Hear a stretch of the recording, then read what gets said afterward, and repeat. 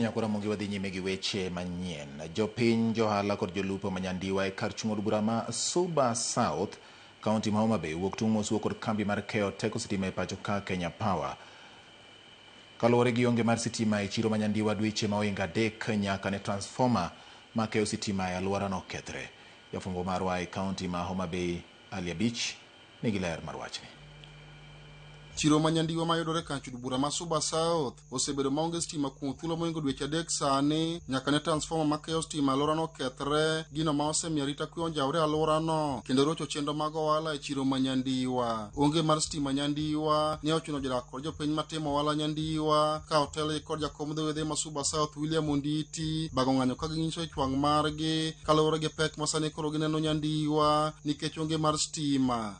Stima makoro onge nyandiwa ka osekelo insecurity maduong' ahinya. Dhano luor kaka dhano dak nyandiwa ka nikech ka oting'o dhano mopogore opogore. Nyandiwa en town man gi dhano moingo 50,000 to dhano gi duto depend ni mondo gibed mangima. Kendo ohala maduong' ka en nam kanyo koro sani wan gi shida nikech rewa kethore kendo wause nengo mokethore nikech waonge gi kwanyalo preserve gi kwarito godo chiro. Joma ne timo welding nyandiwo kwamo te. Joma ne timo saloon nyandiwo kwamo te. Dukni tego tende ok nyal uso kata mana chak mag mala nikech sitima onge. Transformer ni osebedo maonge ka. Mokwongo sitima no okethore dweche 6 mokalo. Kendo koro sani nyicha no obi mochako kawo transformer ni ka maonge explanation malong'o ni tibiro kede karang'o. Nyandiwa en achiel kuom kuonde ma chenro mag lupo osebedo ka dhi nyime okang' mamalo kendo jolupo kod johan rech osebedo ka tiyo gi stima e kuonde ma gikane rech kethre kapok ousgi. Kata kamano sani gikwano lal maduong' nikech onge mar stima e alworano kendo kata mana weg dukni ma uso mwandu makethore piyo koro chuno mondo ti kod yore mamoko mar geng'o lal ma ginyalo yudo. Baraf nong'iewo siling 800, sani baraf nyandiwa ka ng'iewo 2,800. Samoro iyo mbeta koro ingi pikipiki nyaka nyandiwa ochwero rumo. Jonam ywak kabisa, rech kethore. Wakwayo CS marwa kwachako go piyo wandai mondo mi ekonomi marwa odhi mbele. Kendo nikech wadwaro ni ekonomi obed ekonomi maringo 24 hours.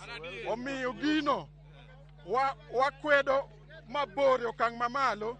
Transformer wa manokethore to jogi otamore loso. Nyoro kane gibiro to gikawo transformer mok ginyiswa ni gibiro lose karang'o mondo mi wan kaka jo business community ma nyandiwa wayud konyruok. Bende johala magolo rech nyandiwa katere chirni maoko wacho ne giyudo lal maduong' kendo thoth rech magikawo kuom jolupo kethore kapok ochopo e chirni. Kwayo margi en mondo mi Kenya Power oternegi transformer manyien nyandiwa mondo chenro magi mapile odoge wang'e. Tulikuwa na muchari ambao tunawekanga samaki kila wakati. Kwa hivyo muchari ya samaki inatokanga kutokana na stima. Stima mwezi 3 hatukuona. Tuko na ice plan ambao tulikuwa tunanunua barafu, lakini siku hizi karibu mwezi 3 haikuwa wamefanya kazi. Ama factory ambao tunapeleka samaki watasema samaki yote imeharibika. Hiyo hasara tumepata hiyo mwezi 2 ama mwezi 3 ambao tumekosa barafu stima imetuletea hasara kubwa sana. Samaki nayo inategemea ice. Ice nayo kama hakuna stima, hakuna ice.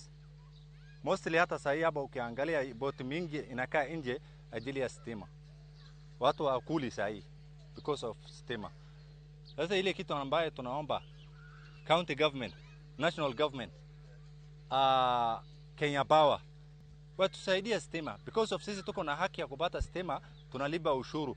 Hiyo ziwa vile mnaona hapa watu mostly 99% wanafanya biashara. Ali Abich, Ramogi TV, Homa Bay.